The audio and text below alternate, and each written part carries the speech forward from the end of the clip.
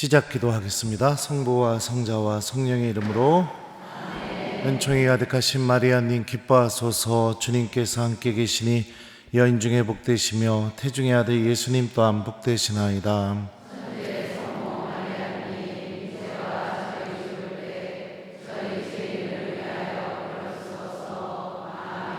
성부와 성자와 성령의 이름으로.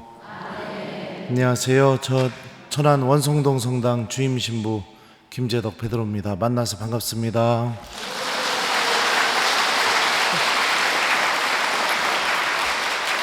네, 저는 우리 주임 신부님 김한승 신부님 제자입니다. 그래서 신부님 신학교에 계실 때 신부님께 교회 음악도 배우고 이렇게 또 전례도 배우고 그랬었어요.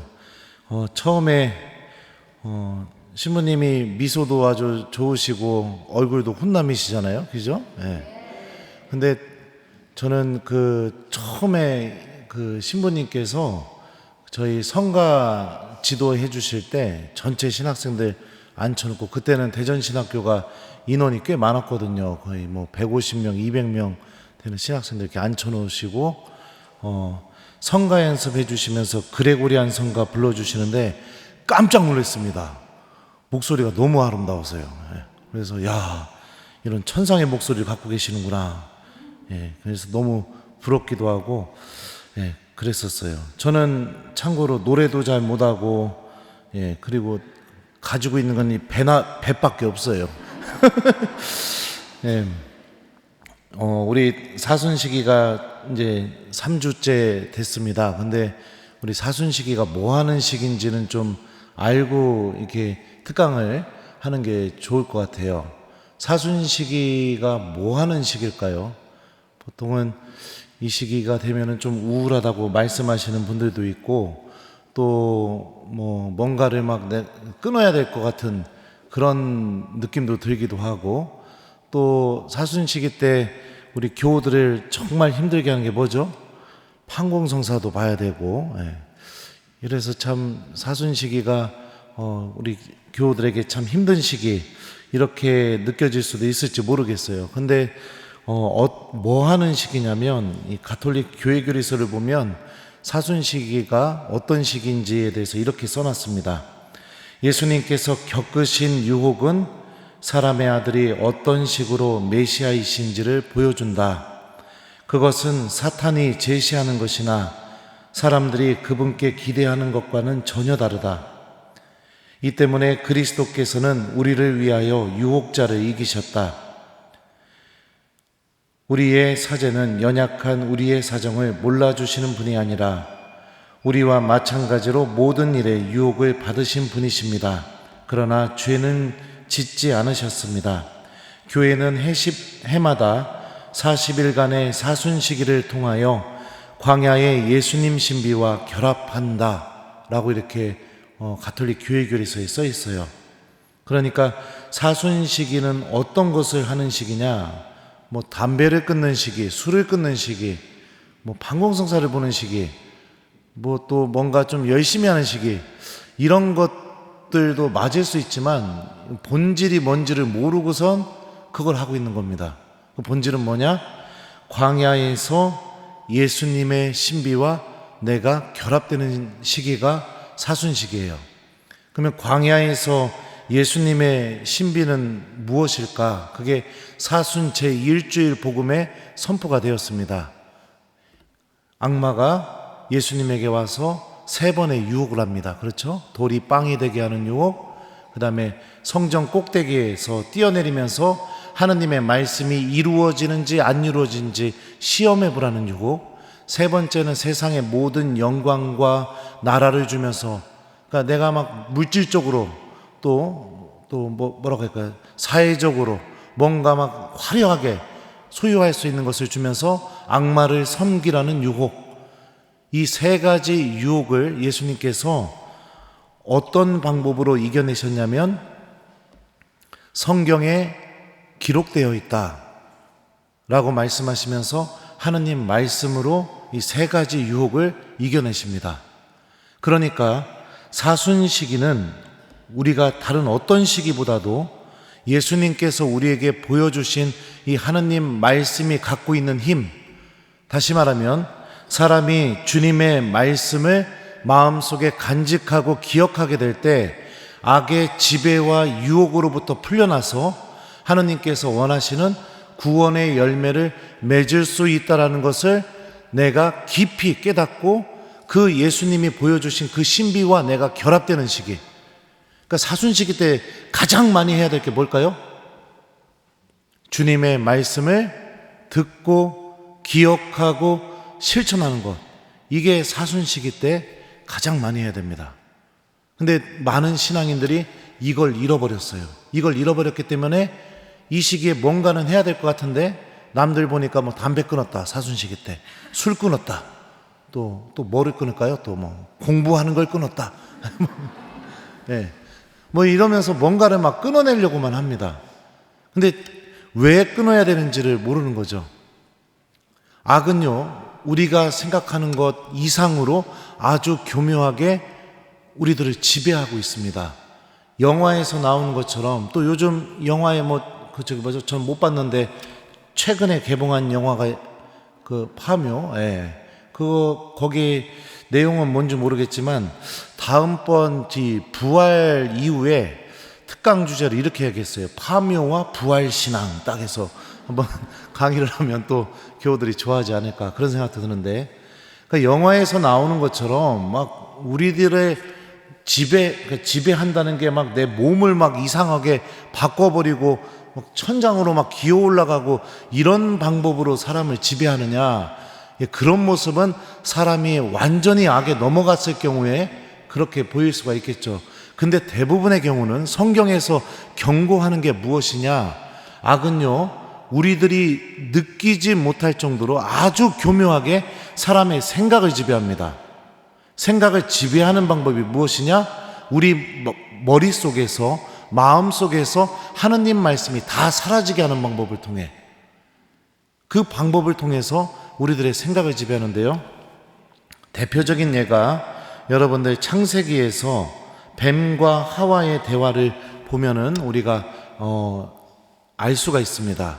하와가 뱀과 대화하기 전에 선악과를 바라보면서 그 나무 열매는 당연히 먹어서는 안 되는 과일로 인식하고 있었어요.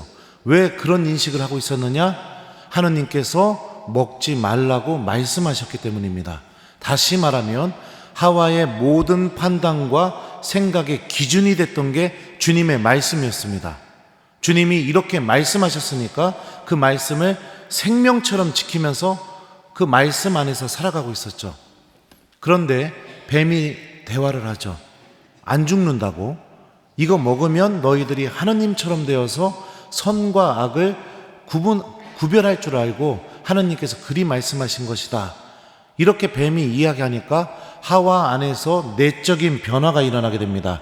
그 변화에 대해서 창세기 저자는 뭐라고 묘사를 하냐면, 하와가 그 나무 열매를 쳐다보니 소담스러워 보이고 탐스러웠다.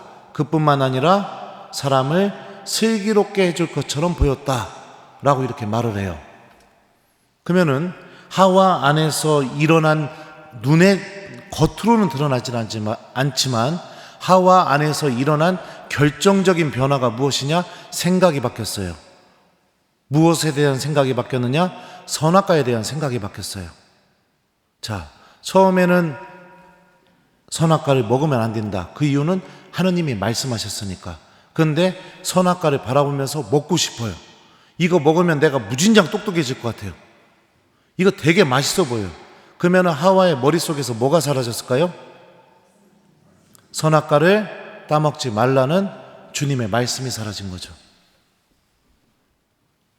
이렇게 하느님의 말씀이 우리 머릿속에서 사라짐으로 인해서 악은요, 우리들의 생각이 죄로 기울게, 하느님이 원하지 않는 것을 내가 갈망하면서 살아가게, 그러면서 더 중요한 것은 예수님이 광야에서 악의 유혹을 이기고 나서 갈릴레아에 가셔서 처음으로 하셨던 말씀이 뭐냐면, 회개하여라, 하늘나라가 가까이 왔다라고 이렇게 말씀하셨거든요. 악은 우리 머릿속에서 하느님 말씀이 사라지게 만들어서 우리가 무엇을 바라보지 못하게 만드느냐? 하느님 나라가 나에게 가까이 왔다라는 사실을 완전히 잃어버리게 만듭니다. 그러면은 나의 삶의 질서에서 하느님의 말씀이 빠져버리게 되면 내 삶의 질서가 어떻게 바뀌게 되느냐? 오로지 전부 다 현세적인 것들로 다 바뀌게 돼요. 기도는 언제 하냐? 돈 필요할 때예요. 누구 병원 가면 해요. 그게 기도하는 거예요.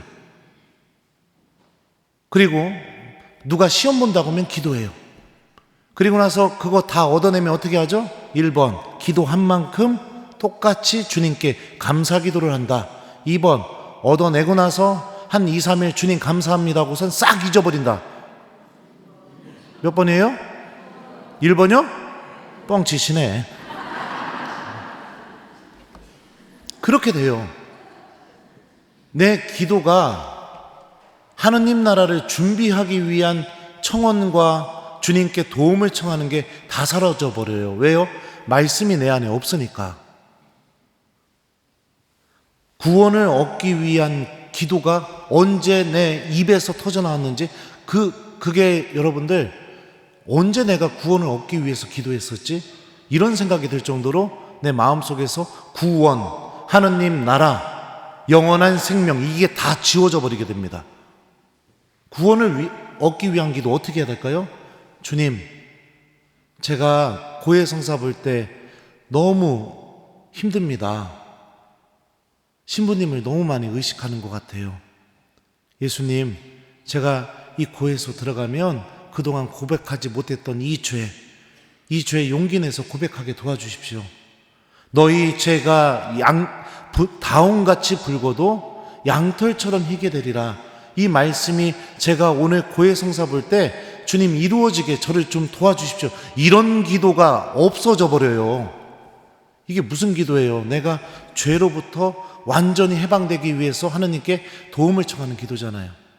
예를 들면 예수님, 당신은 가장 작은 이들 가운데 살아계시다고 말씀하셨는데 저는 언제나 인색합니다. 언제나 인색하고 누군가에게 자선을 베풀거나 당신께 봉헌을 하거나 이럴 때마다 항상 인색한 마음이 저를 사로잡습니다. 주님, 제가 이 인색함을 보는 게 아니라 그 가난한 이 안에 살아계시는 당신을 볼 수 있게 도와주십시오. 주님, 제가 당신께 주일미사 때마다 봉헌할 때마다 1,000원짜리를 꺼내야 되나 5,000원짜리를 꺼내야 되나 이런 고민이 아니라 제 마음을 담아서 당신께 감사드리는 마음으로 봉헌할 수 있도록 주님, 제가 당신을 볼 수 있는 신앙인이 되게 도와주십시오. 이런 기도가 없어요. 완전히 다 사라져버리게 됩니다.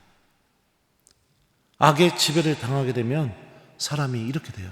악은 우리들 안에서 하느님 나라가 완전히 지워지기를 바랍니다.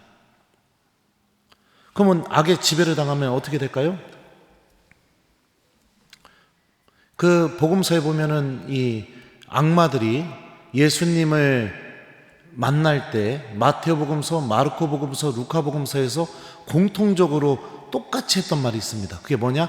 당신께서 저희와 무슨 상관이 있습니까? 저는 당신이 누구신지 압니다. 당신은 하느님의 거룩하신 분이십니다. 때가 되기도 전에 저희를 괴롭히시러 오셨습니까?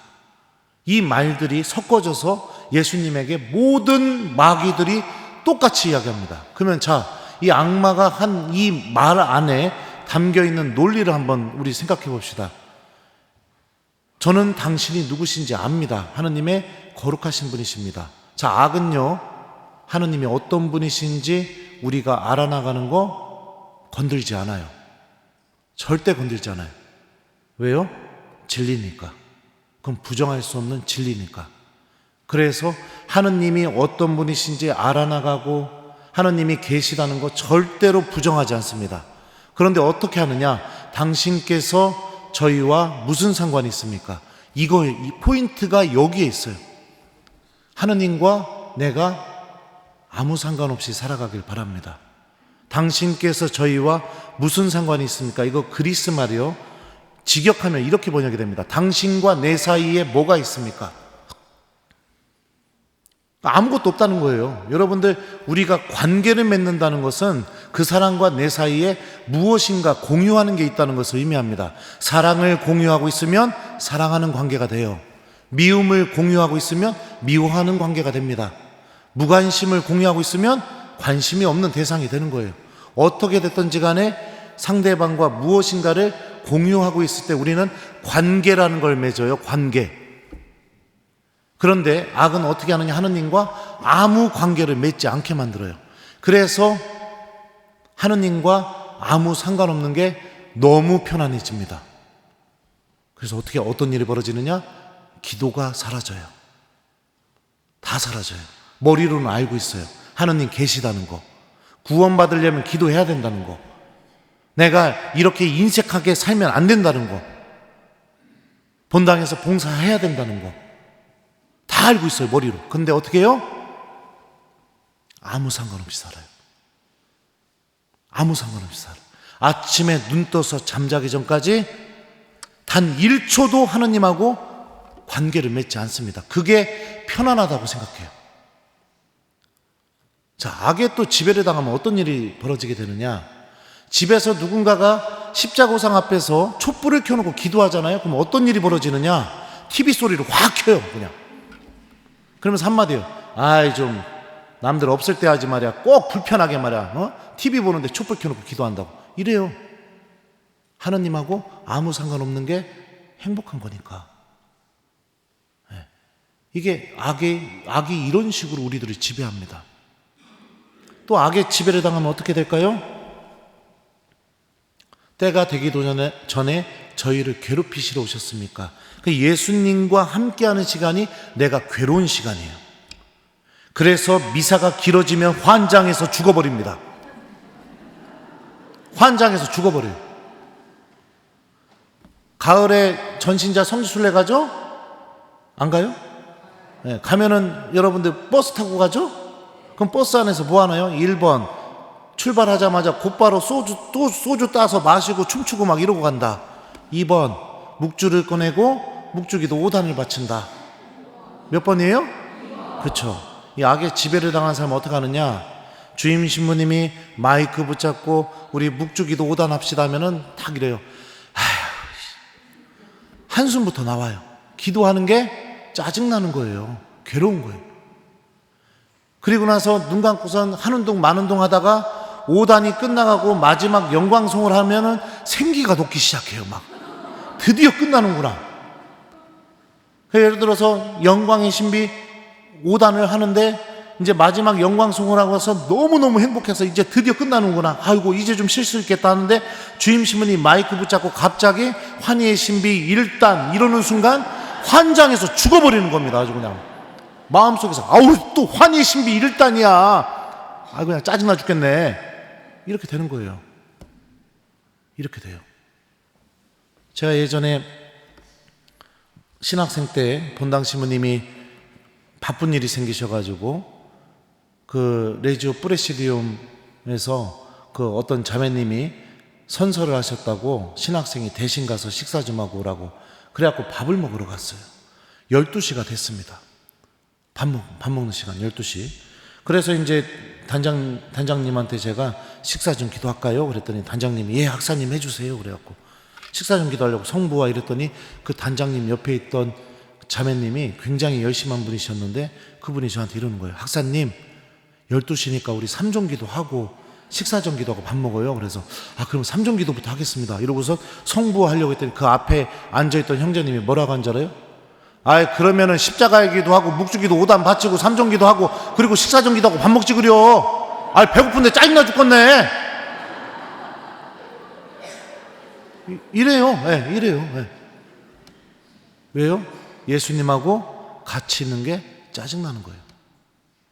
환장해서 죽어버리는 거예요. 미치도록 치는 거예요. 막. 그 악의 지배를 당하면 어떡하느냐? 누가 기도하자고 하면 억지로 해요. 억지로. 하지만 자기가 하느님을 생각해서 자기 영혼을 바라보고 주님께 은총을 청하기 위해서 기도하는 일은 없습니다. 없어요. 그럼 언제 기도하느냐? 돈 필요할 때. 제가 얘기했잖아요. 누구 시험 볼 때, 누구 병원 갈 때, 이때만 기도해요. 기도의 지향점이 오로지 현세적인 것. 마치 악마가 이것도 해보고 저것도 해보고 안 되니까 마지막에 예수님께 디민 게 뭐죠? 세상의 모든 나라와 영광, 모든 재물과 모든 영광, 내가 그거 얻기 위해서 기도해요. 그거 얻기 위해서. 바오로 사도가 코린토 1서에서 이렇게 말했습니다. 우리가 현세만을 위하여 그리스도를 믿고 있다면 우리는 모든 사람 가운데 가장 불쌍한 사람일 것입니다. 왜요? 구원을 바라보는 능력을 잃어버렸으니까. 하느님 나라를 바라보는 영적인 능력을 잃어버렸으니까. 그냥 모든 것이 하느님과 아무 상관없이 살아가는 거. 이게 행복해요. 이게 기뻐요. 오늘날 신앙인들의 여러분들 안식은 어떻게 이루어질까요? 예수님이 안식을 얻으려면 어떻게 하라고 했어요? 고생하며 무거운 짐을 진 너희는 모두 나에게 오너라. 내가 너희에게 안식을 주겠다. 이게 여러분들 주일을 거룩하게 지내라 라는 이 말씀의 의미죠. 내가 주님께 다가가야만 안식을 얻을 수 있습니다. 근데 악의 지배를 당하는 신앙인은 어떻게 할까요? 안식을 어디 가서 얻을까요? 비행기 타고 어디 가서 미사도 안 하고 기도도 안 하고 남들한테 자랑할 사진 다 찍고 거기서 또 남들한테 자랑할 만한 것들 내가 다 사고 내 욕망 다 채우고 그리고 돌아와서 고해성사 보는 거. 이게 오늘날 악의 지배를 당하는 신앙인들의 안식입니다. 하느님이 없어야 편안해요. 하느님이 같이 있으면 너무너무 괴롭고 불편해요. 미치도록 괴롭고 불편해요. 본당에서 막 봉사해야 된다고 봉사하자고 하는데 어떻게 해요? 손 하나 까딱 안 해요. 왜요? 누군가는 하겠지. 왜 그런 생각이 나올까요? 주님께서 나를 통해서 도구로 쓰신다. 이런 게 전혀 생각이 안 나는 겁니다. 안 나는 거예요. 자기밖에 몰라요. 자기밖에. 이게 여러분들 말씀이 생각과 마음 속에서 첫 번째로 1단계 사라지고 그러면 악이 생각을 지배하고 3단계가 바로 이렇게 하느님과 아무 상관없이 살아가는 일이 벌어지게 되는 겁니다. 종합 선물 세트예요. 제가 이미 여러분들이 이미 악의 지배를 당하고 있다는 걸 지금 증명해 보이겠습니다. 자, 예를 들어서 우리 존경하올 우리 김한승 주임신부님께서 다음 주 수요일 날 평일미사 나오는 모든 교우들에게 1인당 5만 원씩 주겠습니다. 자, 이렇게 말씀하셨다고 가정해 봅시다. 자, 미사가 끝나고 성전 밖으로 나가면서 1번 주임 신부님이 다음 주 수요일에 미사 오면 5만 원 주시겠다는 말씀이 기억이 난다. 2번 성전문 열고 나가는 순간 다 잊어버린다. 몇 번이에요? 네. 자, 그러면은 집에 가서 오늘 미사에 안 왔던 가족들에게 1번 다음 주 수요일 날 미사 오면 주임 신부님이 1인당 5만 원씩 준다고 장엄하게 선포한다. 2번 집에 가자마자 아무에게도 얘기 안 한다. 몇 번이에요? 네. 자, 그리고선 다음 날 어제 미사에 안 왔던 마리아 언니, 안젤라 언니, 세실리 언니들 만나서 밥 먹고 차 마시면서 1번 다음 주 수요일 날 미사 오면 주임 신부 5만 원 준대. 성당 가자. 이렇게 장엄하게 신부님의 말씀을 전하고 선포한다. 2번 절대로 얘기 안 한다. 몇 번이에요? 네. 자, 그러면 다음 주 수요일이 되면 1번 나는 무슨 일이 있어도 그리고 내가 전한 사람들에게 전화 다 해가지고 다 성당에 온다. 2번 절대로 성당에 안 온다. 몇 번이에요? 네. 성당에 온 이유는 1번 주님의 말씀을 듣고 살아계신 예수님의 몸인 성체를 모시러 왔다. 2번 5만 원 받으러 왔다. 자, 몇 번입니까? 몇 번이요? 1번? 1번? 뻥치시네. 자, 그러면 한번 생각해 봅시다. 미사가 끝나면 1번, 나는 나가면서 오늘 미사 때 들었던 예수님의 복음 말씀이 기억이 난다. 2번, 나가는 동안에 다 잊어버린다. 자, 몇 번이에요? 예? 몇 번? 2번. 자, 집에 가자마자 나는 예수님께서 오늘 미사 때 하셨던 말씀을 미사에 안 나온 가족들에게 장엄하게 선포한다. 2번, 기억이 안 나기 때문에 할 말도 없다. 몇 번이에요? 예? 2번. 자, 그러면 다음날 밥 먹으면서 어제 미사에 안 나왔던 언니들 만나고 1번, 주님의 말씀을 장엄하게 전한다. 2번, 나는 전할 말씀도 없다. 몇 번이에요? 2번. 여러분들에게 하느님의 구원을 가져다주는, 다시 말하면 하느님 나라와 영원한 생명과 하느님께서 주시는 구원이 5만 원보다도 가치가 없는 겁니다. 여러분들이 그렇게 대하고 있어요. 이게 여러분들 악이 우리를 지배하는 방법이에요. 5만 원보다도 가치가 없는 거예요. 네. 아니면은 다행이고요. 5만 원보다도 가치가 없어요. 기억이 안 나요. 들리지가 않아요. 그래서 나를 움직이지 않아요. 왜요? 가치가 없으니까. 근데 5만 원 준다는 말은 기억이 나요. 전해요. 선포해요. 행동으로 옮겨요. 왜요? 가치가 있으니까. 아닌가요? 네?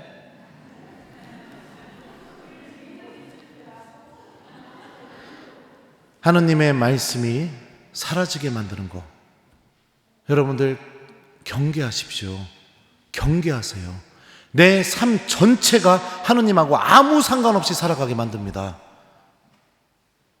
모아두고 쌓아두고 인색하고 나밖에 모르고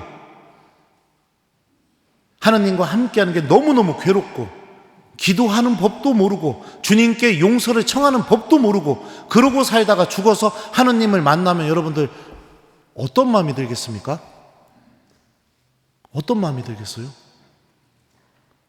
대사자이신 그리스도께서 천상에서 성부 하느님을 향해서 모든 성인 성녀들과 함께 이 천상전례를 드리는 모습을 보면 어떤 마음이 들겠어요? 환장해서 죽어버리겠죠. 살아있을 때도 기도하는 게 싫어서 죽어버렸는데, 미사 오는 것도 너무너무 싫었는데 한번 천국을 쑥 둘러보고 이러지 않을까요? 주님, 저는 평생 이렇게 살아본 적이 없습니다. 저는 당신 때문에 기쁘고 행복을 느껴본 적이 없습니다. 저의 기쁨은 당신이 없어져야만 기뻤었습니다. 죄송하지만 저 다른 곳 가겠습니다. 이러지 않을까요? 기도하자고 할 때 나 바빠 이러면서 외면했던 것처럼, 봉사하자고 할 때 바빠 이러면서 외면했던 것처럼, 누군가가 뭐 달라고 할 때 나 돈 없어 이러면서 외면했던 것처럼, 하느님과 함께 성체 앞에 머무는 시간을 갖자고 할 때 나 시간 없어 이러면서 외면했던 것처럼, 아닌가요? 또 악의 지배를 당하게 되면 어떤 일이 벌어지느냐. 지금 강의록이 어디 있는지 몰라 그냥 나오는 대로 이야기하고 있죠. 베드로가 예수님에게 당신은 그리스도라고 이렇게 고백을 합니다. 그러니까 예수님이 그런 베드로와 제자들에게 처음으로 순한 예고를 하세요. 사람의 아들은 예루살렘에 가서 수석사제들과 율법학자들의 반대를 받아서 십자가에 못 박혀서 죽었다가 부활할 거다. 그러니까 베드로가 어떻게 하느냐? 마르코복음에 보면은 예수님을 꼭 붙들고 반박하기 시작하였다, 이렇게 돼 있어요. 이 표현도 직역하면 이렇게 번역이 됩니다. 예수님을 따로 데리고 가서 그분을 꾸짖었다, 이렇게 번역이 돼요. 직역하면. 여기서 사용된 꾸짖다라는 단어가 예수님이 마귀들을 쫓아내실 때 그 꾸짖으신 행동, 그걸 묘사할 때 사용됐던 단어예요. 그러니까 주님이 악령을 내쫓으실 때 호통을 치셨던 그 호통과 똑같은 강도로 예수님을 뒤지게 혼낸 거예요. 가지 말라고. 가지 말라고. 안 된다고. 그러니까 예수님 뭐라고 말씀하시죠? 사탄아, 내게서 물러가라. 너는 하느님의 일은 생각하지 않고 사람의 일만 생각하는구나. 사탄아, 내게서 물러가라. 이 표현도 직역하면 이렇게 번역이 됩니다. 사탄아, 내 뒤로 오너라. 이렇게 번역이 돼요. 이게 무슨 뜻이냐? 베드로가 예수님에게 처음 부르심을 받을 때 예수님이 뭐라고 말씀하셨느냐? 나를 따라오너라 라고 말씀하셨어요. 이것도 직역하면 이렇게 번역이 됩니다. 내 뒤로 오너라. 이게 뭔 소리냐? 제자는 항상 스승 뒤에 서서 스승이 인도하는 길을 따라가는 게 제자예요. 그런데 지금 베드로는 어떻게 되느냐? 예수님 앞에 서 있어요. 그리고 예수님이 내가 원하는 대로 가기를 바라는 거예요. 그럼 누가 스승이 돼버린 거예요? 베드로가 스승이 돼버린 거예요. 예수님은 그 모습을 사탄이라고 말하고 있습니다. 악이라고 얘기하고 있어요. 그게 뭐냐? 주인이 되고 싶은 마음. 주인이 되고 싶은 마음. 내가 주인이 돼서 하느님이 내가 원하는 대로 따라오기를 바라는 마음. 이 마음이 여러분들 악에서 나온 마음이에요. 그러니까 어떻게 돼요? 신앙생활 하면요, 하느님이 바뀌기를 바래요. 내가 원하는 대로. 하느님이 다 들어주길 바래요. 내가 원하는 대로. 근데 신앙생활이 하느님이 바뀌는 여정입니까? 아니죠. 하느님의 말씀을 듣고 내가 바뀌고 내가 변화되는 여정이죠. 주님께서 인도하시는 구원의 길을 내가 따라가는 여정이지, 내가 원하는 길을 하느님이 따라오시는 길이 아니죠. 내가 주인이 되고 싶은 마음이 들게 되면 어떻게 될까요? 모든 죄의 뿌리가 여기서 시작됩니다. 내가 주인이 되고 싶으니까, 나만 소중하니까, 나만 특별하니까 어떻게 해요? 이웃들에게 소리 막 지르죠. 막대하죠. 무시하죠. 함부로 대하죠. 다름을 인정하지 않아요. 내가 생각한 게 오로지 맞는 거예요. 그러니까 소리 질러요. 여러분들 창세기에 보면은 하나님이 아담이 외로움을 느끼니까 그 외로움이 하나님이 창조하시고 나서 유일하게 하나님 보시기에 좋지 않은 것이었어요.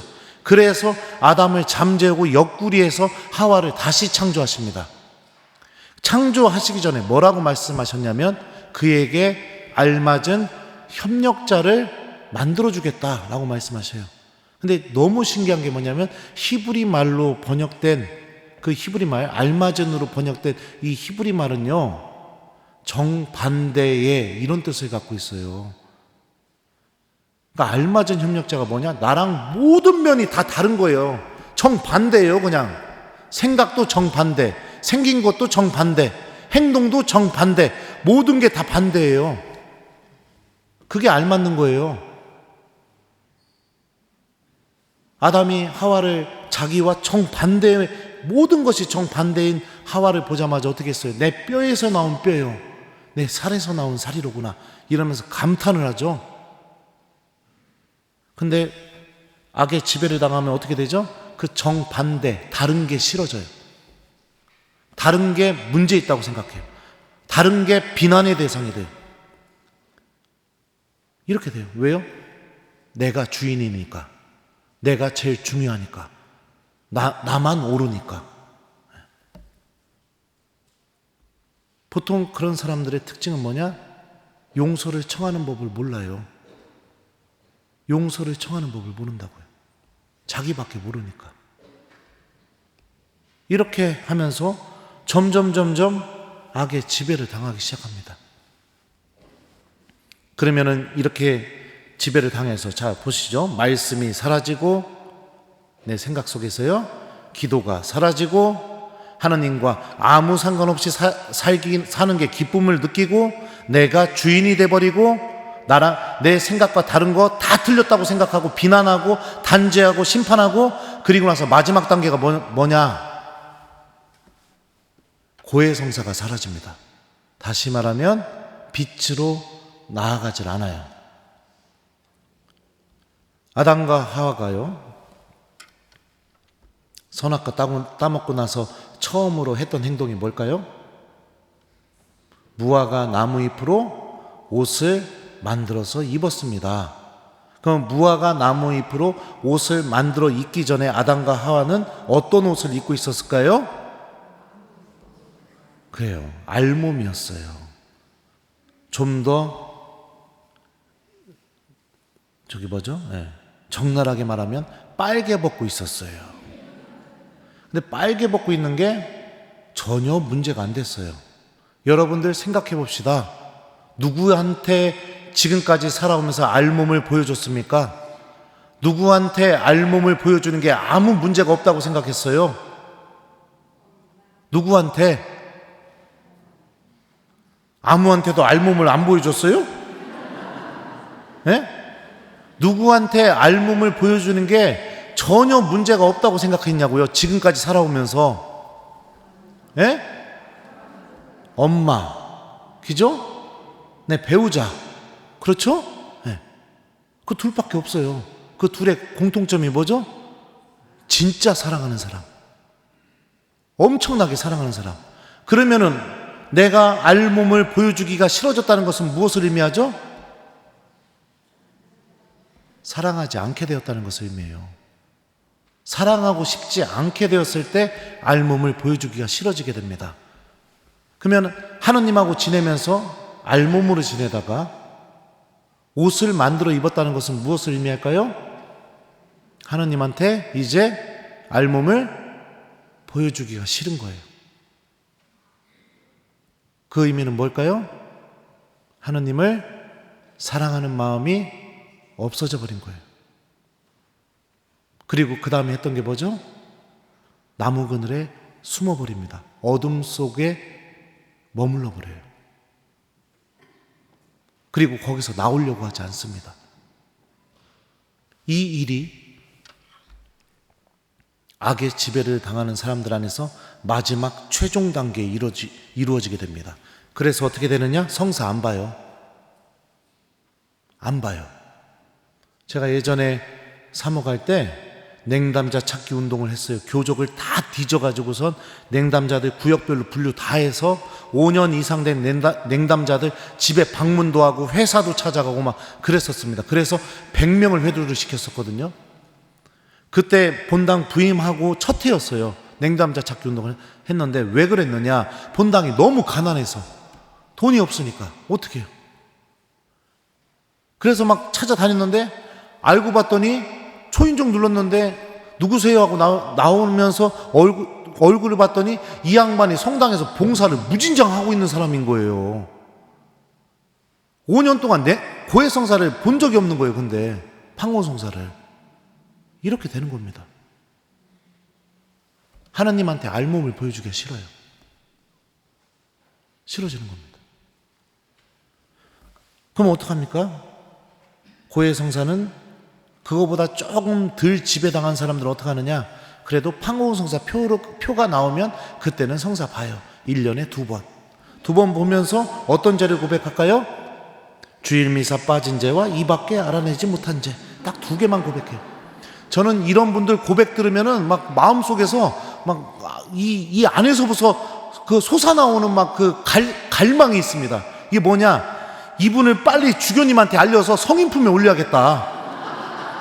아니 어떻게 사람이 6개월 만에 성사를 보는데 주일미사 하나 빠진 것 말고는 고백할 게 없으면 이분은 성인이죠, 성인. 안 그래요? 막 그러니까 막 고해소에서 막 고민을 하기 시작해요. 막 주님께 돌아가는 법을 다 잊어버렸어요. 그것도 어떻게 되느냐? 고해성사 볼 때요. 죄는 고백 안 하고 자기 신앙생활 어떻게 하는지 그 얘기만 해요. 신부님, 저는 주일미사도 한 번도 안 빠졌고요, 아침 기도 저녁 기도도 매일 하고요, 묵주신공도 매일 해요. 그러면 내가 그 얘기 쭉 듣고선 그래요. 근데 왜 들어왔시오? 성사표 나와서요. 아니 죄도 안 졌는데 왜 들어왔대? 그러니까 그 성사표가 나와서. 그러면 자매님 이거 성사표 그냥 바구니에 넣으시고 다음에 하느님한테 용서 청하고 싶은 거 있으면 그때 들으세요 하면은 얼굴빛이 막 화색이 돌면서 그래도 돼요? 이래요. 예, 그래도 돼요. 그랬더니 고마워요 이러고 나가요 그냥. 영혼이 여러분들 얼마나 어둠 속에 있으면 그런 일이 벌어지겠습니까? 얼마나 어둠 속에 있으면 그런 일이 벌어지겠어요? 하느님 앞에서 벗고 싶지 않은 거예요. 나 보여주기가 싫은 거예요. 의사가 여러분들 다쳤을 때 여기 막 뭐 났다고 했을 때 그러면 이거 안 보여주면서 여기에 뭐가 났고 그냥 이러고 말로만 얘기합니까? 병원 가면? 그럼 어떻게 해요? 의사가 봅시다 하면 어떻게 해요? 보여주죠. 왜 보여줘요? 왜 보여줄까요? 살려고. 나 살려고 보여주는 거 아니에요. 나 살려고. 안 죽으려고 보여주는 거 아니에요. 그러면 고해소에서도 여러분들 안 죽으려면 보여줘야죠. 그래요, 안 그래요? 네. 그렇다고 고해성사 보러 들어가서 옷 벗지 마시고요. 네. 이렇게 돼요. 자꾸만 꾸미고 막 그럽니다. 보여주기 싫어해요. 어떤 분은 죄를 정확하게 고백하지도 않아요. 어떻게 고백하느냐? 성사 본 지 좀 됐습니다. 주의를 좀 거룩하게 못 지냈습니다. 이밖에 알아내지 못한 죄도 통회하니 사해 주세요.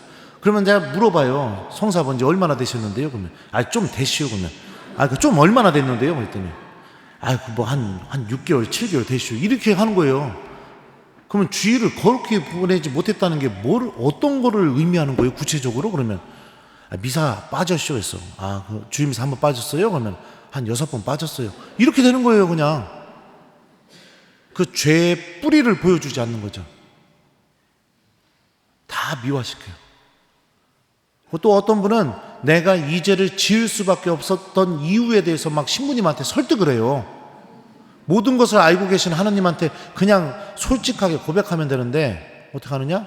신부님, 제가 주일미사 진짜 안 빠지려고 했는데 하필 애들이 온다고 해가지고선 그러면 저녁미사 가야겠다 하고선 애들 밥 차려주고선 그리고선 점심 먹고 다 보냈는데 그리고 나서 이제 이제 이따 저녁미사 가면 되지 이 생각을 했슈. 그랬는데 하필 드라마 보다가 잠이 들었네. 눈 떠보니까 미사가 끝나버렸슈. 막 이렇게 구구절절히 막 설명을 하는 거예요. 막 신부님을 납득시키기 위해서. 왜 사제를 납득시킵니까? 내가 어떤 죄 고백했는지 사제에게 이야기만 하면 되는데 설득을 하고 막 이런 일들이 벌어지게 됩니다. 보여주기가 싫은 거예요. 그게 무슨 의미냐? 하느님을 사랑하는 마음이 전혀 없는 겁니다. 전혀 없는 거예요. 왜 고백하는 게 중요하냐? 제가 국민학교 때 저희 어머니가 옷장사를 하셨거든요. 근데 이제 그때만 해도 이 어머니가 이제 학교 갔다 오면 이제 용돈을 100원씩 주셨어요. 100원이면은 큰 돈이었어요. 왜냐하면 핫도그가 하나에 50원이었거든요. 그리고 아이스크림도 하나에 50원 이랬으니까. 그래서 이제 어머니가 이제 하루는 바쁘시니까 손님하고 바쁘니까 저한테 돈통에서 100원 가져가라고 그랬는데 제가 200원을 집어 갔어요. 가슴이 막 벌렁벌렁 거리더라고요. 200원을 집에 갔는데. 그리고 나서 보니까 안 들켰잖아요. 그 200원으로 얼마나 그날 풍요롭게 놀았겠어요.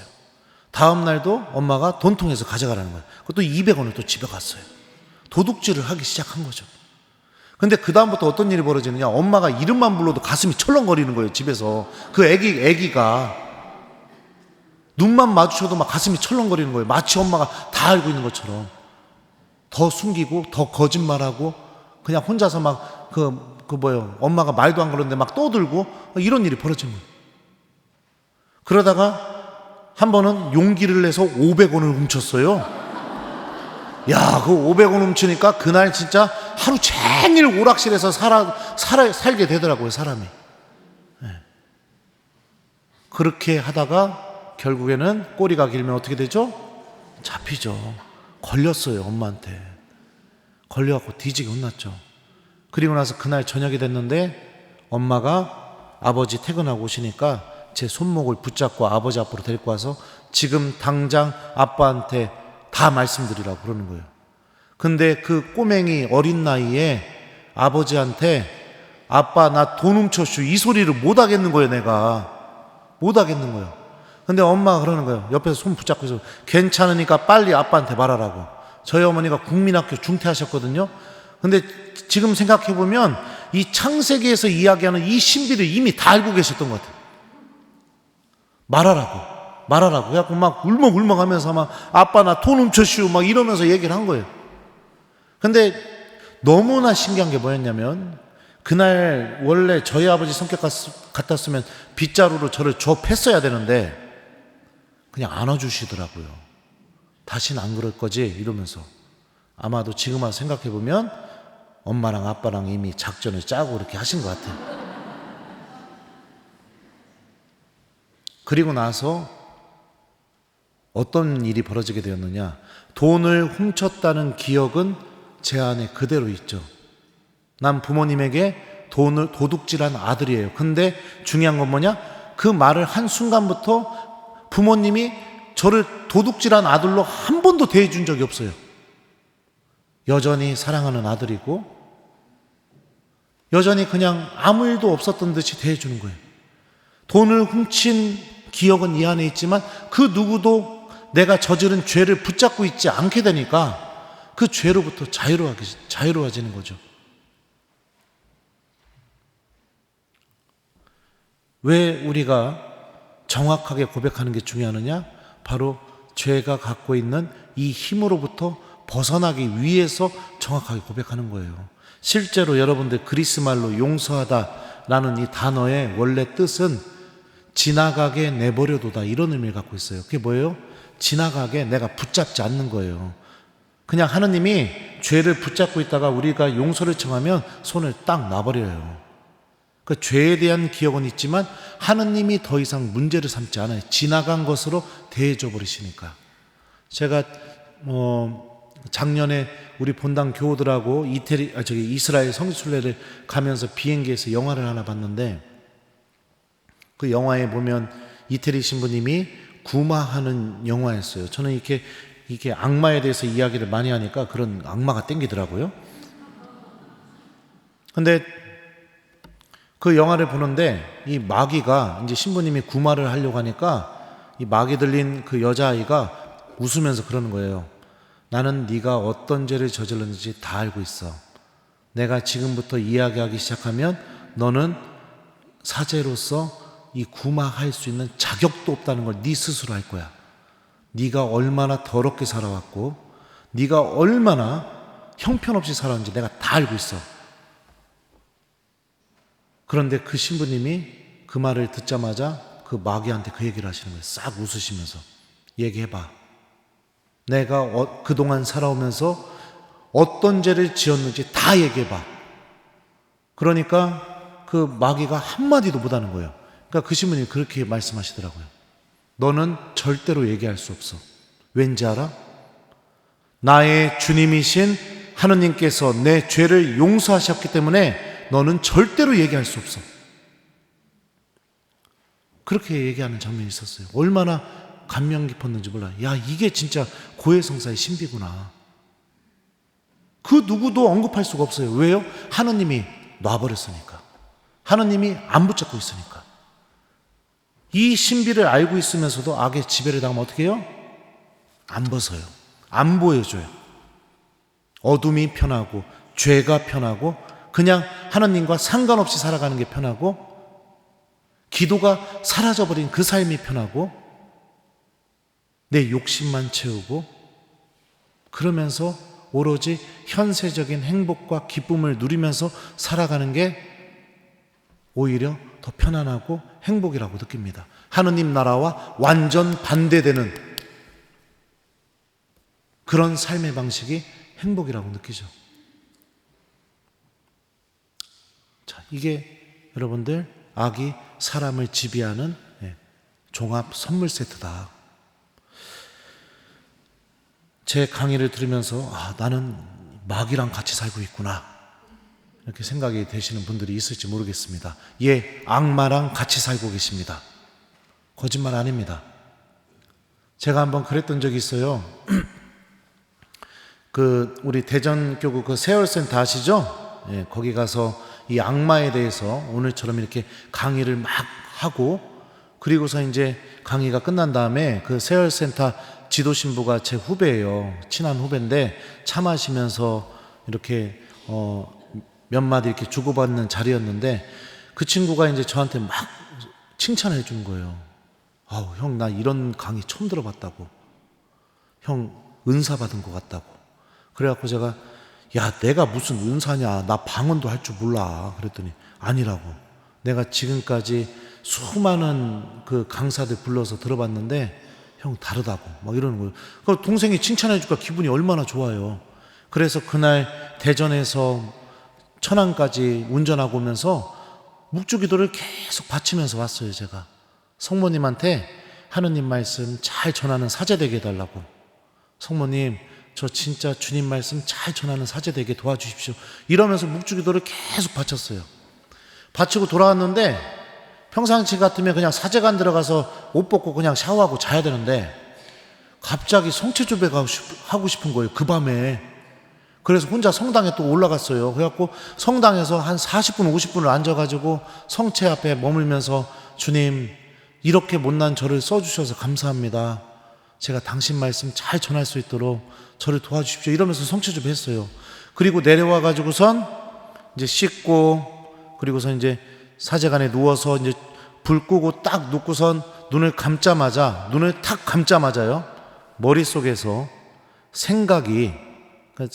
딱 생각인데, 근데 그 생각이 내 스스로에게 말하는 것처럼 그렇게 느껴지는 생각, 그런 생각 같은 방법으로 어떤 소리가 머릿속에 딱 들어있느냐, 불 딱 끄고 눈 감자마자, 왜?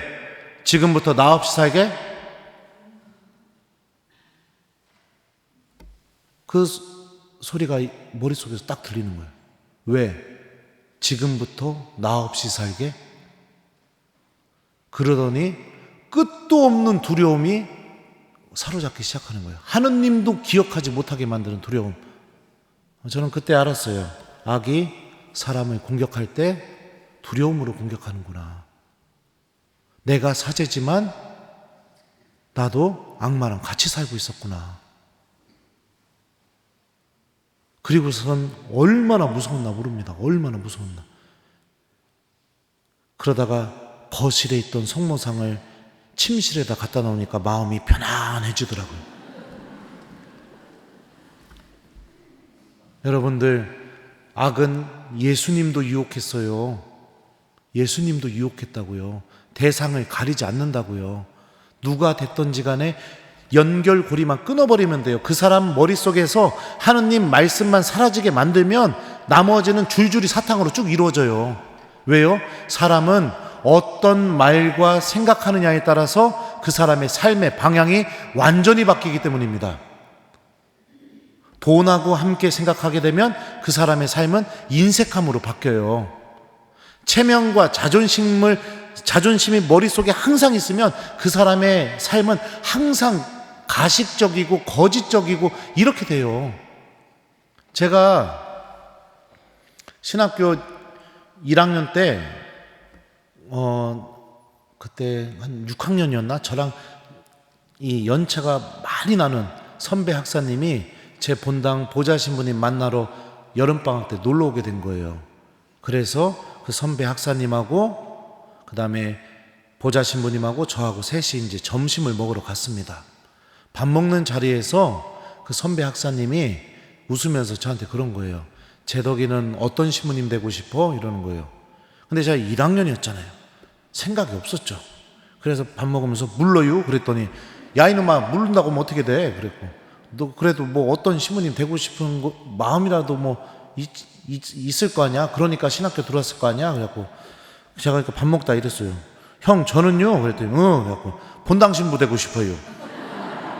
그랬더니 이제 그 선배가 야 이놈아, 본당 신부는 언제든지 할 수 있는 거고 너 어떤 사제 되고 싶다 이런 생각 없어? 그랬더니 아직은 없는데요. 그랬더니 그 선배가 밥 먹으면서 말을 한마디 해줬어요. 제덕아, 형이 신학생으로 오래 살다 보니까 사제의 힘은 하느님 말씀에서 나오는 것 같더라. 너 이제 1학년이니까 형은 네가 하느님 말씀을 사랑하는 사제가 되었으면 좋겠어. 그렇게 말해주고 갔어요. 근데 그 말 한마디가 가슴 속에 꽂혀버린 거예요. 그러니까 어떤 일이 벌어져요?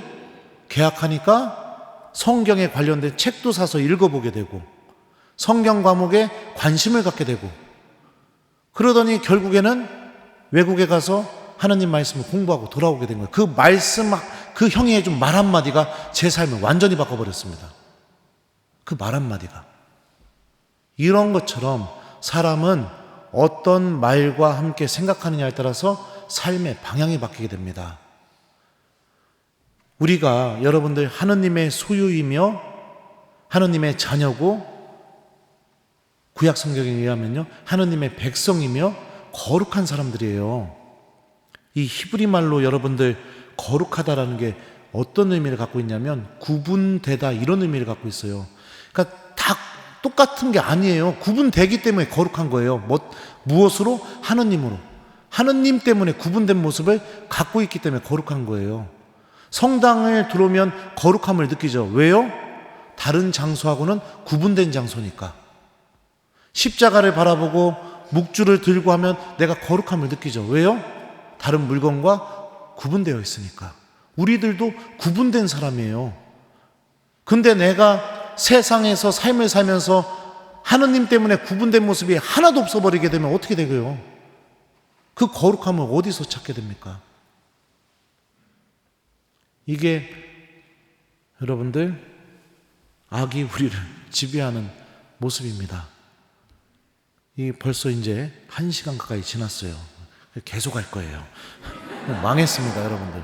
그러니까 이 사순 시기 동안 여러분들 내가 지금까지 누구와 함께 살았는지를 깊이 성찰하시고 빠져나오세요. 빠져나오시라고요. 바뀌지 않으면 여러분들 하느님 나라로 걸어가고 있는 거 아닙니다. 착각하고 있는 거예요. 바뀌지 않는다면 내 마음과 머릿속에 주님 말씀이 있어야 돼요. 그래야 그 말씀이 나를 붙잡아주고 그 말씀이 나에게 용기를 주고 그 말씀이 판단할 때마다 빛이 되어주고 그 말씀이 나에게 위로를 주고 그 말씀이 나를 꾸짖기도 하고 그러면서 구원으로 걸어가게 해줍니다. 이 사순 시기에 정말로 회복해야 될 게 뭐냐?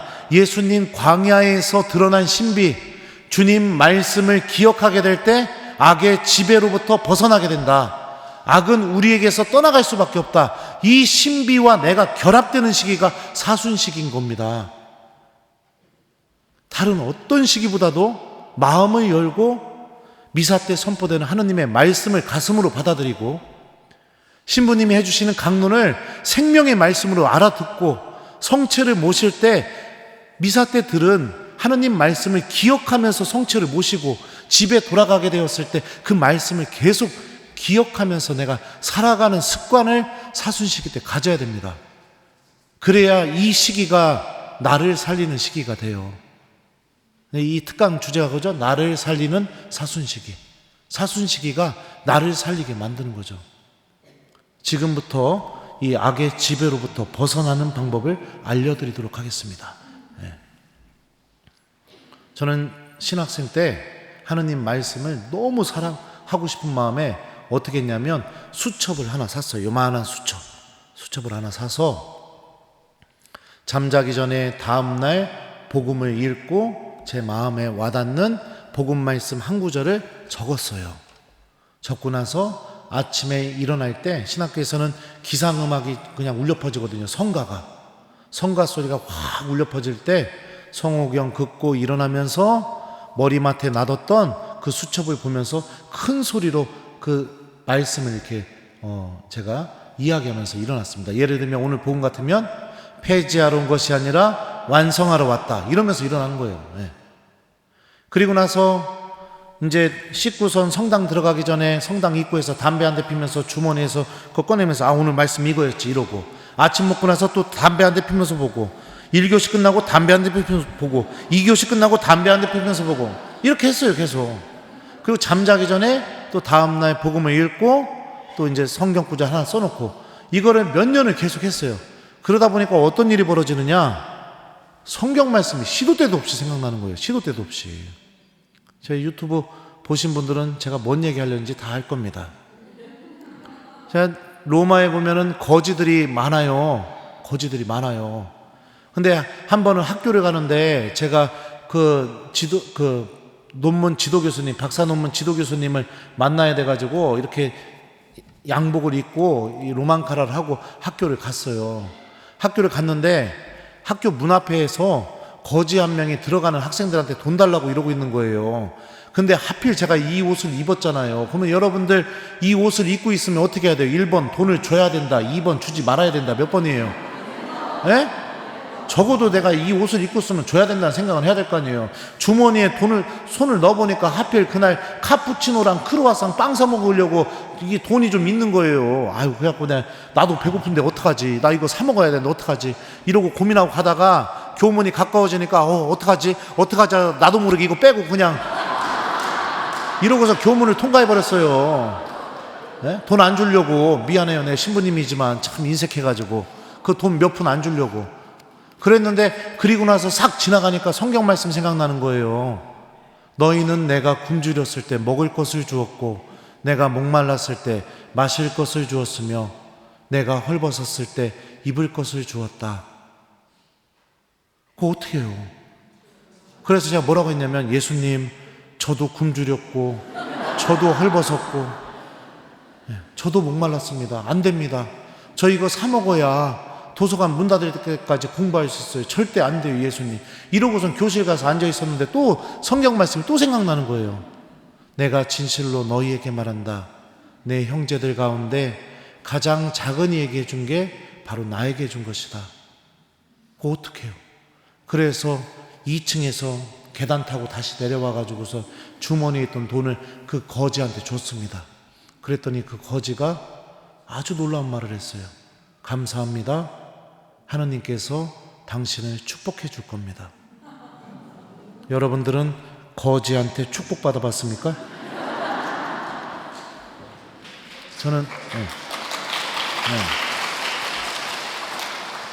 저는 거지한테 축복받은 사람이에요. 예수님이 가장 작은이라고 했죠? 그 안에 해준 게, 그 사람에게 준 게 나한테 준 거다. 그러니까 그 거지 속에 살아계시는 예수님이 저를 축복해 줬겠죠. 네. 저는 주기 싫고 제 마음은 인색하지만 어떻게 해요? 주님 말씀이 내 생각 안에 머물고 그 말씀을 실천하지 않으면 마치 막 불편하고 죄 짓는 느낌이 들고, 그래서 어떻게 해요? 결국에는 내려가서 돈을 주게 되면서 어떻게 됩니까? 하느님의 말씀이 이사야서에서 얘기했죠. 내 입에서 나가는 말도 반드시 열매를 맺고 나에게 돌아온다. 주님 말씀이 이루어지는 신비가 제 안에서 이루어지게 되죠. 제 삶이 어떻게 돼요? 하느님의 말씀이 계속해서 이루어지는 역사. 그게 무슨 역사예요? 구원의 역사. 이게 여러분들 믿음을 갖고 있는 이들의 삶, 다시 말하면 신앙생활입니다. 이게. 그래서 바오로가 로마서에서 뭐라고 말하느냐? 그러므로 믿음은 들음에서 오고 들음은 그리스도의 말씀으로 이루어집니다. 나의 모든 신앙생활이 하느님의 말씀이 나를 움직이는 거. 이게 여러분들 성경이 말하는 신앙생활. 어둠에서 빛으로 넘어가는 삶. 또 예를 들어 줄까요? 자, 한 번은 또 이것도 최근에 작년에도 많이 얘기했던 이야기입니다. 그 신부님께서 말씀하신 대로 제가 다녔던 학교는 외국어를 굉장히 많이 해야 됐던 학교였습니다. 근데 한 번은 불어를 배워야 돼서 프랑스 파리에 가게 됐어요. 가게 됐는데 파리는 로마보다 물가가 너무 비싼 거예요. 너무 비싸요. 그리고 저희 때는 우리 주임 신부님도 로마에서 유학하셨지만 신부님 때까지 정도는 신부님은 저희 때보다 더 어렵게 사셨죠. 근데 저희 때도 그 교구에서 생활비를 한국에 있는 본당 신부님들 받으시는 거에 반밖에 안 줬어요. 그러니까 돈이 별로 없었어요. 근데 치사한 게 로마에서 기숙사에서 지낼 때는 한 달치 기숙사비를 내면 밥도 주고 빨래도 해줬는데 프랑스 기숙사는 빨래를 안 해주는 거예요. 빨래하려면 그 코인 세탁기에다 돈 넣고 돌리라고. 그래서 같이 불어 배우러 갔던 신부님하고 어떻게 했느냐, 야 그러면 우리 빨래를 같이 하자, 그리고 돈은 한 번씩 한 주씩 번갈아 가면서 넣자, 그렇게 했단 말이에요. 그리고 나서 몇 주가 지난 다음에 그 신부님이 돈 내는 날이었는데 아침에 세탁실을 가보니까 그 신부님이 없는 거예요. 전화를 막 계속했죠. 안 받아요. 이거 빨리 빨래 돌리고 아침 먹고 학교 가야 되는데. 그래갖고 얘 전화하고서 방에 가봤더니 방에도 없는 거예요. 그리고선 방 입구에는 마치 저보고 가져가라고 놓은 것처럼 자기 빨래 바구니가 고스란히 놓여져 있는 거예요. 그래서 그 신부님 빨래 바구니 들고 와서 제 빨래랑 같이 넣고 동전 넣고 돌린 다음에, 그리고 나서 식당에 가서 아침을 먹으러 갔더니 그 신부님이 처음 보는 한국 아저씨들이랑 웃으면서 밥을 먹고 있는 겁니다. 그래서 제가 그 식탁에 갔죠. 가가지고서 그 신부님한테 그랬어요. 야, 나 아침부터 너 겁나게 찾아다녔어. 그랬더니 미안해, 내가 좋은 말씀 듣느냐고 몰랐어, 이러는 거예요. 생뚱맞게 좋은 말씀이 이게 뭔 소린 거야, 이런 생각이 든 거예요. 제가 그랬죠. 야, 내가 너한테 전화도 엄청 했는데. 그랬더니 미안해, 좋은 말씀 듣느냐고 내가 몰랐어. 야, 내가 네 방도 갔다 왔어. 그랬더니 미안해, 내가 좋은 말씀 듣느냐고 몰랐어. 야, 내가 네 빨래도 돌렸어. 내가 내 돈 냈어. 그랬더니 미안해, 내가 좋은 말씀 듣느냐고 몰랐어. 이러니까 막 사람이 약이 오르잖아요. 그래갖고 내가 어떻게 했냐면 거기서 그 아저씨들 듣던 말던 큰 소리로 했어요. 예, 좋은 말씀 실컷 쳐들으세요. 씩씩거리면서 와가지고서 이제 저기 바게트 빵하고 치즈랑 막 이런 거 떠가지고선 아침을 먹고 있는데, 이 건너편 식탁이니까 거기서 하는 얘기가 다 들릴 거 아니에요. 가만 들어보니까 거기에 있는 모든 아저씨들이 한 명의 아저씨를 향해서 말할 때마다 주교님이라고 하는 거예요. 그러니까 저는 주교님 앞에서 좋은 말씀 실컷 쳐들으세요 한 신부가 된 거죠. 그래서 어떻게 해요? 갔죠, 그 식탁에 다시. 주교님, 사복을 입고 계셔서 주교님인 줄 몰랐습니다. 큰 결례를 저질렀습니다. 용서해 주십시오. 잘못했습니다. 그랬더니 주교님이 막 화가 안 풀리셨는지, 내가 주교라서 사과하는 겁니까? 여기 계신 신부님들한테는 죄송하지 않나요? 그래갖고 여기 계신 신부님들도 사복 입고 계셔서 몰랐습니다. 죄송합니다, 주교님. 그랬더니 그 주교님이 그러시는 거예요. 저를 쳐다보시면서 어느 교구 사제입니까? 근데 거기다 대고 대전교구요 이러면 큰일 나잖아요. 망설이다 이랬어요. 우리 주교님한테 이러지 마세요, 이러고 나가버렸어요, 그냥 내가. 그리고 나니까 그 신부가 얼마나 미워요. 한 번만 저한테 제도가 여기 주교님 계셔, 인사드려, 이랬으면은 내가 그 실수를 안 했을 텐데. 그래가지고선 둘이 불어를 배우러 학교도 같이 다녔는데 그날부터 학교를 같이 안 다녔어요. 밥도 같이 안 먹었어요. 미사도 둘이 같이 드렸는데 미사도 같이 안 드렸어요. 저녁 먹고 로사리오도 둘이 같이 했는데 로사리오도 같이 안 했어요. 그 로사리오 하다가 이렇게 정원에서 이렇게 로사리오 가다가 그 신부님이 묵주기도 하려고 나오면 이렇게 은총이 가득하신 마리아님 기뻐하세요, 이러고 그랬어요, 막. 네. 왜냐하면 저는 그 신부님이 해도 너무한다고 생각했으니까. 그런데 며칠이 한참 지난 다음에 혼자 미사를 드리는데 성경을 긋는 순간부터 성경 말씀이 생각나는 거예요. 물러가 먼저 그 형제와 화해하여라. 이 말씀 전체가 그죠? 제단에 예물을 바치기 전에 너에게 원한 품은 형제가 생각나거든 그 예물을 제단 앞에 놓아두고 물러가 먼저 그 형제와 화해하여라. 그래갖고 제가 그랬죠. 예수님, 저는 잘못한 게 없습니다. 예수님도 보셨잖아요. 저 신부가 잘못한 겁니다. 저는 억울합니다. 이러면서 본기도를 또 읽고 있는데 팔 벌리고, 본기도 끝나자마자 우리 주 그리스도를 통하여 비나이다 아멘 딱 이러고서, 그 미사 혼자 드리니까 혼자 하잖아요. 아멘 딱 이러고서 일독서 읽으려고 딱 피는데 갑자기 또 성경 말씀 생각나는 거예요. 물러가 먼저 그 형제와 화해하여라. 복음을 읽고 성찬의 전례 하려고 하는데도 물러가 먼저 그 형제와 화해하여라. 어떡합니까?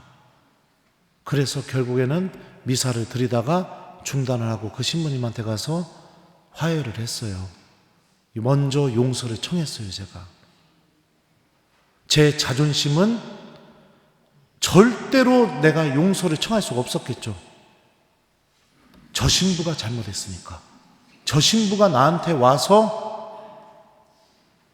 미안하다고 해야 된다고 생각했고, 그게 옳다고 생각했으니까. 근데 하느님의 말씀은 제가 먼저 가서 화해하게 만들었죠. 저는 절대로 할 수 없다고 생각했지만 주님 말씀이 절대로 할 수 없다고 생각하는 걸 하게 만들었죠. 여러분들, 이게 신앙생활이에요. 이게 신앙생활이라고요. 베드로가 예수님 배반하고 나서 그가 어떻게 왜 회개하게 되었는지 성경에 어떻게 써 있는지 아십니까? 예수님께서 하신 말씀이 생각나서 밖으로 나가 슬피 울었다. 말씀이 나를 뉘우치게 만들고, 말씀이 주님께서 원하시는 열매를 만들게 만들고, 말씀이 하느님 나라를 준비하게 만들잖아요. 내가 갖고 있는 거 주게 만들고, 먼저 화해하게 만들고, 먼저 다가가게 만들고, 먼저 내가 하느님께서 원하시는 것을 하게 만들고, 이게 여러분들 사순시기 때 여러분들이 배워야 할 신비입니다. 그래서 이제 나 배도 고프고, 이제 시작한 지 얼마나 되시오? 1시간이 훌쩍 넘었네. 더 할까요? 더해요? 우리 저기 또 막 형제님들 막 얼굴이 막 이렇게 되는. 이게 여러분들 사순시기 때 회복해야 될 첫 번째 신비예요. 그래서 이 시기가 여러분들을 살리게 만들어야 됩니다. 여러분들 구원받으려면 어떻게 해야 돼요? 우리 심판의 기준이 뭐죠? 가장 작은 이에게 준 게 바로 나에게 준 것이다. 이게 심판의 기준이에요. 그러면은 여러분들이 하느님께서 삶을 허락하시는 동안 여러분들이 어떻게 해야 돼요? 이 말씀에 대한 믿음 때문에 내가 갖고 있는 거 내가 구원받는 데 써야 돼요. 그런 일이 벌어져야 된다고요. 하느님 믿고 있잖아요. 그죠? 죽으면은 우리 하느님 만난다는 거 믿고 있잖아요. 하느님 나라 있다는 거 믿잖아요. 아니에요? 안 믿으면은 여러분들 그거 다 모아두고 쌓아두고 여러분들 위해서 쓰세요. 남들도 실컷 미워하시고 험담도 실컷 하시고 욕도 하시고 그러면서 사세요. 안 믿으면은. 하지만 하느님을 믿고 있으니까. 그죠? 내가 구원받는데 필요한 것들을 하나씩 하나씩 이 삶 안에서 해나가야죠. 예수님 족보를 보면 그 족보에 등장하는 사람들, 여러분들 구약성경부터 그 이름 찾아갖고 그 사람이 무슨 일을 했는지 하나하나 찾아서 한번 묵상해 보세요. 저는 이것도 사순시기 때 한번 해보면 아주 좋은 묵상거리라고 생각합니다. 그 족보에 나오는 사람들이요, 그렇게 믿음이 대단했던 사람들 거의 없어요. 아브라함도 믿음의 조상이지만 힘들 때 어떻게 해요? 자기 부인 누이라고 하고 딴 남자한테 주잖아요. 여러분들 한번 생각해 보세요. 힘든 일이 있을 때마다 내 남편이 나를 누나라고 하면서 다른 남자한테 줘버리게 되면 여러분들 우리 자매님들 기분이 어때요? 1번 너무너무 좋다. 2번 배신감이 느끼고 상처받을 것 같다. 몇 번이에요? 근데 아브라함은 그 짓을 몇 번이나 해요? 2번이나 해요. 이삭도 자기 아버지 했던 거 그대로 배워서 똑같이 합니다. 야곱은 사기꾼이었죠. 야곱이라는 이름 자체가 저는 속이는 사람입니다, 이 뜻이에요. 지금으로 말하면 아버지가 유산 물려주려고 하는데 사기쳐가지고선 형한테 갈 아파트니 땅이니 지가 다 가져가 버린 거예요. 얼마나 못돼요. 거기 나오는 여러분들, 유다는 타마르에게서 아들 둘을 낳았는데 타마르가 유다 며느리였습니다. 막 말도 안 되는 사람들이 그 안에 잔뜩 있어요. 그런데 중요한 게 뭐냐? 그 예수님의 족보의 마지막에 누가 계셨느냐? 성모님이 계셔요. 보십시오. 저는 주님의 종입니다. 말씀하신 대로 저에게 이루어지기를 빕니다. 말씀이 이루어지기를 바라는 믿음을 갖고 있으니까 죄인들로 가득했던 그 역사의 끝에 누가 계시느냐? 예수님이 계시게 됩니다. 우리가 하느님 말씀을 기억하고 간직하고 살아가게 되면 우리들의 삶의 끝에도 누가 계실까요? 예수님이 계시게 돼요. 이래서 여러분들 주님의 말씀을 목숨처럼 들어야 됩니다. 목숨처럼 간직해야 돼요. 그래서 숙제를 하나 드립니다. 숙제. 사순시기 동안 제가 여러분들 본당 신분 아니지만 그냥 숙제 드리는 거예요. 검사는 하느님이 하실 거예요. 그게 뭐냐? 제가 했던 방법. 하루에 복음 말씀 한 구절씩 수첩에다가 사순시기 동안 한 구절씩 써놓으세요. 써놓으시고 아침에 일어나서 여러분들 성호경 그으면서 제가 했던 것처럼 큰 소리로 그 말씀을 읽으면서 일어나 보세요. 아침에 눈 뜨자마자 내 입에서 나가는 첫 소리가 하나님의 말씀이 된다고 생각해 보세요. 내 입에서 처음으로 나가는 소리가 주님 말씀이 된다. 가족들을 깨워줄 때도 여보 일어나 이렇게 하지 마시고 복음 말씀으로 깨워주세요. 나는 폐지하러 온 것이 아니라 완성하러 왔다. 여보 일어나 이렇게요. 해보세요 한번. 예를 들면 뭐 술 먹고 들어왔으면 사탄아 물러가라 여보 일어나 뭐 이런 식으로. 해보세요. 가족들 안에서 내 사랑하는 내 배우자가 눈 뜨자마자 처음으로 듣는 소리가 하나님 말씀이 된다고 생각해 보세요. 얼마나 그게 은혜롭습니까? 가정 안에서, 가정이 교회잖아요. 교회 안에서 주님의 말씀이 울려 퍼지잖아요. 그죠? 그리고 하루에 3번만 식사 전 기도할 때마다 밥 먹기 전에 수첩 주머니에 넣는 거 꺼내서 오늘 말씀이 이거였지 이렇게 3번만 좀 반복해 보세요. 사순시기 동안. 그러면 그 말씀이 당장은 기억이 안 나지만 차곡차곡 내 마음과 생각 안에 쌓였다가 결정적인 순간마다 주님의 말씀이 생각이 나서 나를 분명히 빛으로 인도해 줄 겁니다. 이미 우리 본당 교우들도 이걸 체험하고 있어요. 제가 본당 부임한 지 지금 2년, 올해가 3년 차거든요. 지금 우리 원성동 성당은요, 들어올 때는 마음대로 들어와도 나갈 때는 마음대로 못 나가요. 왜냐면은 미사 끝나고 나갈 때 그 맨 아래층에서 제가 나오는 교우들 손 다 잡으면서 복음 말씀 뭡니까? 이렇게 물어봐요. 제가. 이거를 3년을 했더니 교우들이 저한테 뭐라고 하냐면 고맙대요. 너무너무 고맙대요, 신부님. 이렇게 얘기해요, 저한테.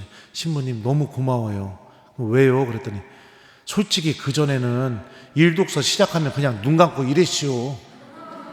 들을 마음이 없었던 거예요. 들을 마음이 아예 일독서부터. 근데 신부님이 말씀을 물어보기 시작하니까 독서와 복음 말씀이 들리기 시작하더래요. 미사 끝나고 저희는 성전이 3층이거든요. 3층에서 1층에 내려올 때 그전에는 어떻게 했느냐, 미사 끝나고 나가면서 오늘 점심 누구랑 먹어? 뭐 먹어? 막 이러면서 내려왔는데 지금 어떻게 되느냐? 옆에서 오늘 점심 누구랑 먹어? 뭐 하면은 우리 교우들이 어떻게 하는 줄 알아? 말 걸지 마. 지금 외우고 있잖아. 막 이렇게 되는 거예요. 그러니까 성전에 나올 때까지 성경 말씀을 기억하니까. 우리 본당에서는요, 저 만나면 신부님 안녕하세요 이러면 큰일 나요. 저 보면은 무조건 복음 말씀 얘기해야 돼요. 그래서 저 보자마자 막 도망가는 자매님들도 있어요. 그랬더니 냉담자가 200명이 넘게 돌아왔습니다. 선교운동도 안 했는데 교우들이 미사가 기쁘니까, 하느님 말씀이 들리니까 그냥 자기들이 가서 데리고 오더라고요. 지금 평일미사가 주일미사 참석자의 3분의 1이 지금 평일미사 나와요. 100명 이하로 떨어져 본 적이 없어요. 평일미사가. 엄청나죠? 하느님 말씀이 움직이기 시작하니까. 한번 해보세요, 여러분들도. 우리 하느님 나라 가야 될 거 아니에요. 그죠? 하느님 나라 가야죠. 근데 내가 삶을 살면서 기도하는 것도 짜증나, 미사 오는 것도 싫어, 봉사하는 것도 환장해, 아무것도 싫어, 나눠주기도 싫어, 이렇게 그냥 복음과는 전혀 반대되는 삶을 살다가 내가 죽어서 하느님 만나면 어찌 그 나라가 행복한 나라가 되겠습니까? 연습해야 돼요. 이 복음에서 이야기하는 이 예수님 말씀이 진리라는 거, 이 말씀대로 살았더니 하느님께서 주시는 천상 행복이 무엇인지를 내가 맛보는 거, 이거를 미리미리 이 신앙생활을 통해서 연습해야죠. 넘어져도 괜찮아요. 우리 삶을 마칠 때까지 연습을 열심히 해서, 그래서 내가 하느님 만나면 되는 겁니다. 그죠? 때로는 인색한 마음 가져도 돼요. 괜찮아요. 나도 그래요. 나도. 예. 저도 신부님이지만 주기 싫을 때도 있어요. 예. 솔직하게 말하면. 근데 배워나가고 연습하는 거죠. 그러면서 우리들의 믿음이 하느님과 더더욱 가까워지게 살아가는 거, 이게 여러분들 사순시기 때 꼭 하셔야 됩니다. 이거 여러분들 안 하시면 여러분들의 삶이 다시 또 하느님과 아무 상관없이 살아가게 될 겁니다. 아무 상관없이. 하느님 나라도 바라보는 법도 잃어버리게 될 겁니다. 그래서 여러분들 기쁜 사순시기, 이 시기가 주님 말씀을 통해 나를 살리는 사순시기, 하느님이 나와 함께 계시다는 것을 체험하는 사순시기, 그런 시기가 되었으면 좋겠어요. 그리고 열심히 연습하셔서 여러분들 정말 주님 말씀이, 생각해 보세요. 성전 들어오는데 성수통에 손을 딱 담그는 순간 성경 말씀 생각난다고 생각해 보세요. 우리 본당 교우들은 그런 체험 많이 해요. 그래서 성수통에 손 담궜다가 눈물도 흘려봤대요. 예수님이 자기한테 말하는 것처럼 느껴져서. 그 성경 말씀을 계속해서 본당 신부님 외우게 만드니까.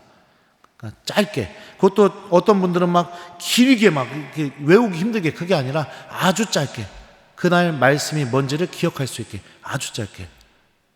예를 들면 제가 한 번은 그 복음이 예수님이 마귀를 쫓는 복음이었어요. 근데 우리 할머니들이 우르르 내려오길래 제가 성당 앞에서 이제 손잡고 복음 말씀 이렇게 물어봤더니 할머니 한 분이 씩 웃으면서 저한테 그러는 거예요. 사탄아 물러가라.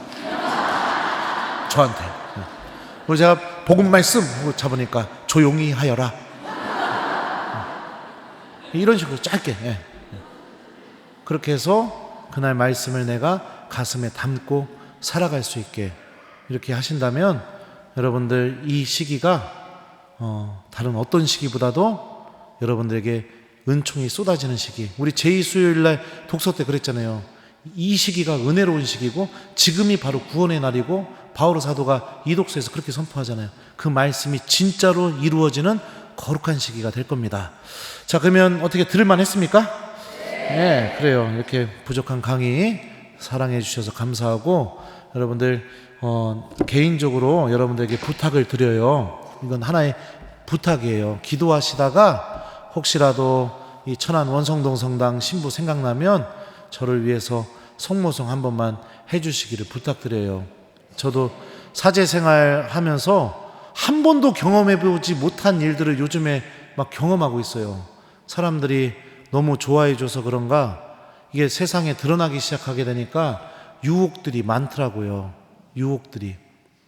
얼굴이 또 본의 아니게 반반하다 보니까 자매님들 유혹, 네. 그리고 또 막 여기저기서 이렇게 시기 질투의 유혹, 그리고 막 오해하는 유혹들, 네. 그리고 저는 뭐 이렇게 그냥 아무 감정 없이 막 이렇게 얘기했는데 그 막 제가 했던 단어라든지 말 하나 붙잡고선 그거 갖고서 막 뭐라고 하는 그런 사람들, 뭐 별의별 사람들을 다 만나요. 참 힘들어요. 힘들고 그래요. 아마도 제가 막 계속 막 악마 얘기도 하고 하느님 말씀 기억하라고 이렇게 강의하고 하니까 악이 저를 무진장 싫어해서 이런 일이 벌어지는구나, 이런 생각이 듭니다. 제가 지지 않도록, 또 솔직하게 말하면 돈에 대한 유혹도 있어요. 돈에 대한 유혹도. 근데 아직까지는 그 유혹에 안 지고 있어요. 돈이 생기면 기부도 하고 우리 교우들 먹을 것도 사주고 그러면서 지금 살고 있거든요. 그러니까 제가 정말 예수님 잃어버리지 않도록, 그리고 주님 말씀 잘 선포하는 그런 사제가 되도록 여러분들 기도하시다가 혹시라도 제가 생각나면 저를 위해서 성모성 한 번만 성모님한테, 성모님 우리 원성동 성당 신부님 좀 지켜주세요 이러면서 성모성 한 번만 해주시기를 부탁드립니다. 자, 그러면은 부족한 강의 들어주셔서 감사하고요. 또 이렇게 저를 불러주신 우리 주임 신부님께도 진심으로 감사드립니다. 여러분들 하느님 말씀과 함께 거룩한 사순시기, 그리고 나를 살리는 사순시기 기쁘게 잘 보내시기를 저도 천안에서 미사 드릴 때 여러분들 기억하고 기도하겠습니다. 자, 그러면 마침 기도할게요. 성부와 성자와 성령의 이름으로 주님께서 여러분과 함께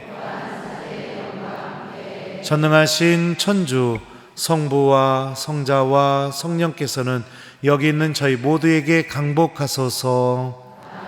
성부와 성자와 성령의 이름으로 아멘. 부족한 강의 들어주셔서 감사합니다.